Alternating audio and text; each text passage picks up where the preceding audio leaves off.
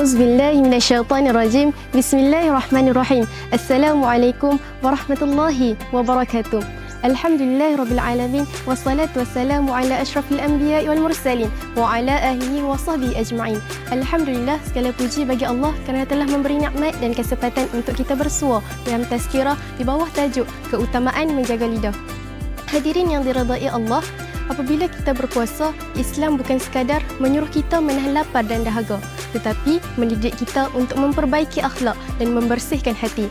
Sabda Nabi SAW, "Man lam yada' qawla zur wal 'amala bih, falaysa lillahi hajatun an yada'a ta'amahu wa syarabahu." Hadis riwayat Al-Bukhari. Daripada hadis ini, kita dapat simpulkan bahawa menjaga lidah adalah sangat penting dalam bulan Ramadan. Walaupun kita berpenat lelah, berlapar sepanjang hari, berpuasa kita akan menjadi sia-sia jika lidah kita tidak dijaga.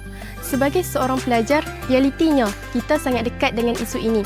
Terutamanya di sekolah, kita mudah bergurau secara berlebihan, mengejek kawan tanpa kita sedar kita mengeluarkan kata-kata kesat daripada mulut kita, atau bercakap tanpa berfikir terlebih dahulu sama ada perkara yang dilontarkan baik maupun buruk.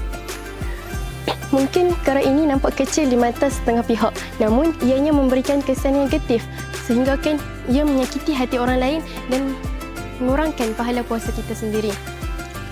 Oleh itu, bulan Ramadan ini sepatutnya melatih diri kita untuk bercakap perkara yang baik agar beroleh keberkatan dan kemuliaan di sisi Allah.